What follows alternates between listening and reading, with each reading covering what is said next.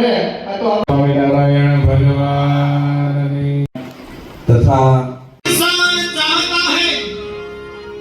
તમને ખબર સંત હોય દુહો તમે હાકલો હોય આ થોડા કોઈ કાણી આવ્યા છે આવો આનંદનો પ્રસંગ છે અહીંયા કઈ હા વલ્લભભાઈ કેટલો ખર્ચો કર્યો છે અર્જુનભાઈ ને લાલા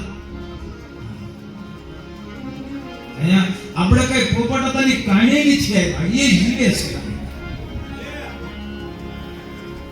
अरे उम्मीदों की दुनिया को हर इंसान चाहता है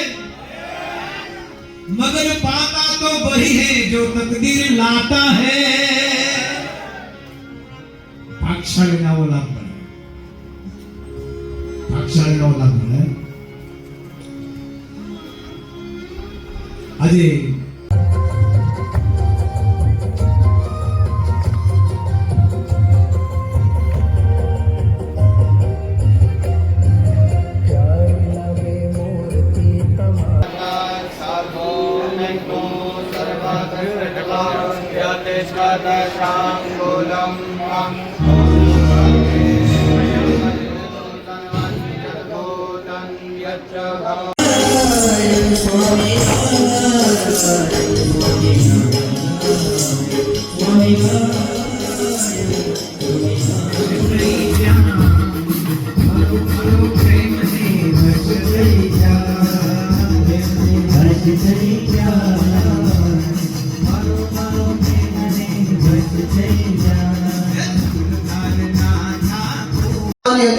એક બાજુ વડોદરાના હરિભક્તો એક બાજુ સુરતના હરિભક્તો બે ચડાચડી કે વડોદરાને જે અમારી ધજા ચડે અને એટલો ચડાવો પડ્યો પણ મહારાજ કે બેમાંથી એક ભીમો એક ધજા ચડે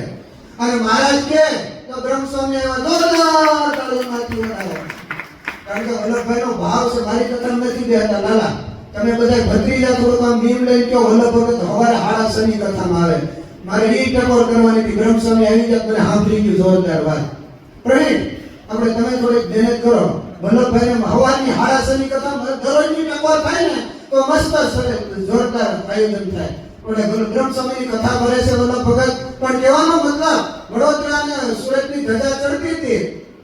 સુરતની ને વડોદરાની ધજા ચડતી મારે કે બેમાંથી એકને કહો જે ઢીલું વેચશે ને એની ઉપર અમે રાજી થાવું અને પધારશું ત્યારે સુરતના હરિભક્તો કે મહારાજ વડોદરાના હરિભક્તોને ધજા ચડાવવા દો અને ખરેખર વડોદરાના હરિભક્તોએ હરિકૃષ્ણમાની ધજા ચડાવી તો ધજાનો એટલો બધો મહિમા છે તો ખરેખર વાળા ભક્તજનો આ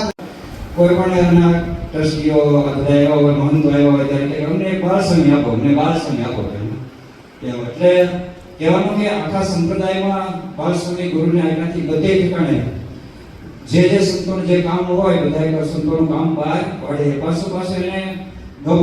અભિમાની નહીં ખબર ન પડવા દે મેં આ કામ કર્યું છે નહીં તો કોઈ મોટા માણસ પાસે બેઠો હોય ને